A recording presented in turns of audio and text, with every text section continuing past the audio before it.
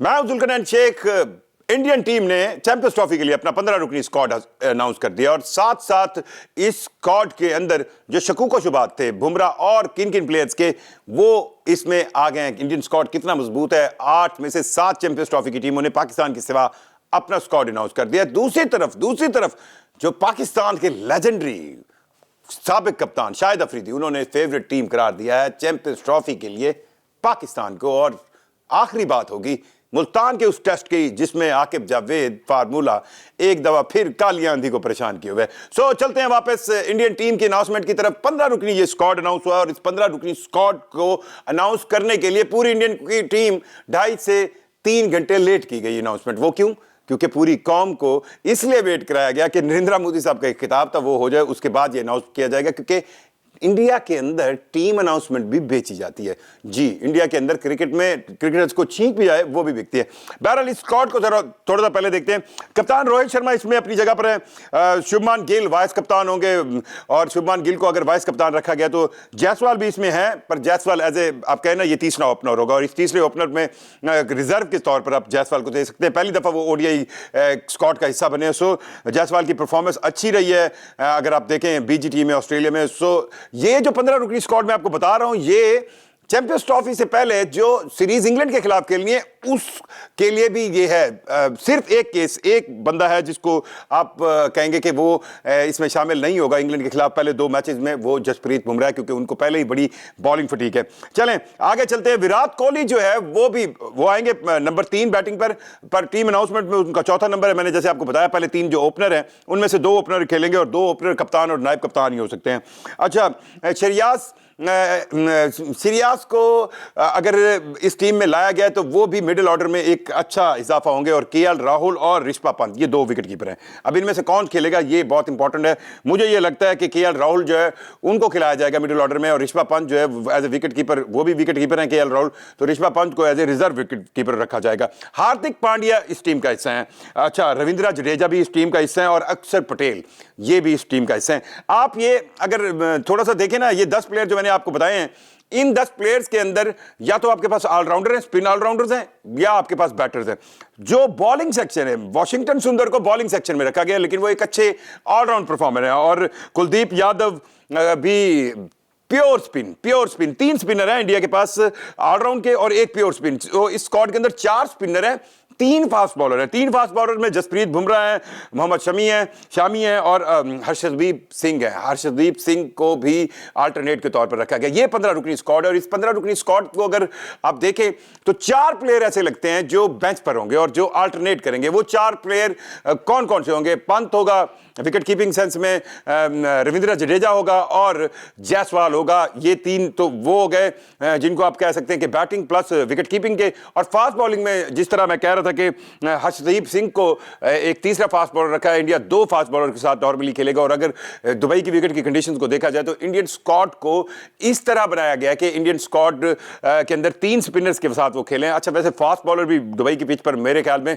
अच्छा रिजल्ट देते हैं। सो अगर ऑन पेपर देखें तो इंडियन स्क्वाड मजबूत है, कोई इशू नहीं है। लेकिन जब ऑन आप कैलकुलेशन करते हैं तो पिछले कुछ अरसे में रोहित शर्मा परफॉर्मेंस नील, शुभमान गिल की 1-2 परफॉर्मेंसेस ऑस्ट्रेलिया के अंदर है, पर वो उस लेवल की नहीं है जिस लेवल का उनका स्टारिज्म चल रहा है। विराट कोहली नील। अच्छा, कुछ नए चेहरे इस स्क्वाड में जरूर लाए गए हैं और कुछ ऐसे प्लेयर जिनको इंडियन मीडिया भी समझ रहा था कि ये इसका हिस्सा होंगे, जैसे संजू सैमसन हो गया, मोहम्मद सिराज द मोस्ट बदतमीज बॉलर ऑफ द वर्ल्ड, वो आपको पता है ना, वो भी इसमें नहीं है। और सूर्य कुमार यादव और करण नायक की तो आप डोमेस्टिक के अंदर कह सकते हैं कि परफॉर्मेंसेस बड़ी अच्छी चल रही थी और उनका कमबैक सोचा जा रहा था कि वो चैंपियंस ट्रॉफी के लिए ओडीआई का हिस्सा होंगे। मेरा ख्याल है उन्होंने जो फर्स्ट क्लास क्रिकेट है उसके अंदर 54 की एवरेज से उन्होंने कुछ 8 50 मारी हुई है और करण नायक को भी इस स्क्वाड में जो है हिस्सेदार नहीं बनाया गया।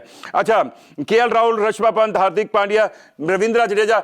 मुझे ये लगता है कि इंडिया ने जो अपने 11 खिलाने हैं, 11 प्लेयर, उसके अंदर वो जो उनके पास बैटिंग, मतलब क्योंकि उनके पास नीचे 3 तो स्पिनर ऑलराउंडर हैं, जिसमें वाशिंगटन सुंदर हो गया, उसके अलावा अक्षर पटेल हो गया, और अक्षर पटेल के साथ साथ उनके पास फास्ट बॉलिंग अटैक भी जो है उसके में अंदर भी बैटिंग मौजूद है। बुमराह ने बड़ी 1-2 अच्छी इनिंग्स खेली हैं। सो बैटिंग जो स्ट्रेंथ होती है इंडिया की वो इसमें नजर आएगी। आपको 8 नंबर तक बैटर नजर आएंगे और उसके बाद 3 आप प्लेयर कह सकते हैं जो कि बॉलिंग सेंस में होंगे। सो इंडिया की एक डेप्थ बैटिंग है इस स्क्वाड के अंदर, नाम वाइज बहुत बड़ा, स्टारिज्म बहुत बड़ा, और रीसेंट परफॉर्मेंस जो है उस पर कई सवाल उठते हैं। कई अब ये पता चल जाएगा चैंपियंस ट्रॉफी के दौरान कि कितना कौन कितने पानी में है और इस चैंपियंस ट्रॉफी में ये स्टार्स किस तरह परफॉर्म करते हैं। और एक चीज जो मैं आपको बताता चलूं, बुमराह को जो ओडीआई सीरीज है, जो एक इंग्लैंड के खिलाफ ओडीआई सीरीज खेलनी है, उसके दौरान बुमराह को जो है वो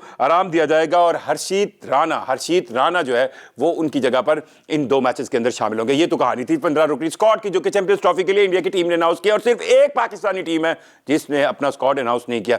दूसरी तरफ चलते हैं शाहिद अफरीदी की तरफ।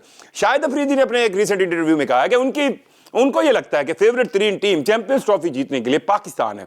जब उनसे पूछा गया क्यों, उन्होंने कहा कंडीशंस, उन्होंने कहा बॉडी लैंग्वेज, और खासकर उन्होंने इस पैशन को वजह बताया कि पाकिस्तान के अंदर जब इंटरनेशनल इतना बड़ा टूर्नामेंट 29 साल बाद आ रहा है तो पाकिस्तानी प्लेयर, पाकिस्तानी टीम का मोटिवेशन वो दीद नहीं होगा, और उनकी इस बात को लेकर इंडिया में बहुत चीखो पुकार हो रहा है। लेकिन ये शाहिद अफरीदी की चॉइस है कि वो अगर पाकिस्तान टीम को करार दे रहे हैं कि वो उनकी फेवरेट टीम है, और वो on board, on paper, on calculation ये समझते हैं कि पाकिस्तान टीम ही ये टूर्नामेंट जीतेगी। अब चलते हैं मुल्तान की तरफ। मुल्तान टेस्ट में काली आंधी को पकड़ लिया आकिब जावेद फार्मूले में। नोमान अली, साजिद खान कटप्पा ने वो हाल किया वेस्ट इंडीज का। सिर्फ 26 या कुछ ओवर में 137 रन पर वेस्ट इंडीज की पूरी टीम आउट कर डाली। पहली इनिंग्स में पाकिस्तान ने भी कोई अच्छा परफॉर्म नहीं किया, 230 रन बनाए, और अब दुआएं दें सऊद शकील को और मोहम्मद रिजवान को, जिनकी एक सऊद ने भी 80 से ज्यादा रन किए, मोहम्मद रिजवान ने भी 71 रन किए, जिसकी वजह से पाकिस्तान 230 रन कर सका। लेकिन पाकिस्तान का टॉप ऑर्डर बड़ी बुरी तरह नाकाम हुआ, और बाबर आजम से जो तवक्को की जा रही थी वो पहली इनिंग्स में भी नहीं और दूसरी इनिंग्स में नहीं हुई। मुल्तान टेस्ट के दूसरे रोज 19 विकेटें गिरी, जी 19 विकेटें गिरी, और अब यह लग रहा है कि मुल्तान टेस्ट जो है वो तीसरे नहीं तो 3.5 दिनों में जो है वो मुकम्मल हो जाएगा। और इस टेस्ट मैच के अंदर पाकिस्तान इस वक्त फुल लीडिंग कैपेसिटी में है। अब पाकिस्तान की टीम बैटिंग कर रही है, 109 रन बना चुकी है। कप्तान ने एक अच्छी इनिंग्स खेली, लेकिन कप्तान शान मसूद की 50 हुई, अनफॉर्चुनेटली वो रन आउट हो गए। अब बाबर आजम तो आउट हो गए, लेकिन ऑन क्रीज कामरान गुलाम खड़े हैं, और कामरान गुलाम को जो है वो अगर वो एक अच्छी पार्टनरशिप बनाते हैं सऊद शकील के साथ, तो और पाकिस्तान 350-400 रन की ये इनिंग्स खेल ले, तो पाकिस्तान इस मैच को बड़ी मजबूती से, बड़ी आसानी से और बड़ी कहे ना बहुत कम टाइम में इस टेस्ट मैच को जीत सकता है। मोहम्मद हुरैरा के बारे में कहा जा रहा है उनका टेस्ट डेब्यू था, वो कोई अच्छा नहीं परफॉर्म कर सके, लेकिन मैं पर्सनली इस हक में हूं कि जब आप किसी को चांस दें तो दूसरा टेस्ट मैच भी वो खेलेंगे। 29 रन की दूसरी इनिंग्स खेली, एक बच्चा है जो अभी देख रहा है, और ये एक मुश्किल विकेट है। रिजवान की ये बात आप नहीं इग्नोर कर सकते, जब आपने स्पिन बॉलिंग सेंस में एक मुश्किल विकेट दूसरे बैटर्स के लिए बनाया तो आपके बैटर्स के लिए भी ये मुश्किल विकेट है। सो आकिब जावेद का वो फार्मूला कि हम दूसरी टीम को 2 बार कैसे आउट कर सकते हैं, उसकी इंप्लीमेंटेशन मुल्तान टेस्ट में नजर आ रही है, और लग ये रहा है कि पाकिस्तान टीम ये टेस्ट मैच बहुत आसानी से जीत लेगी।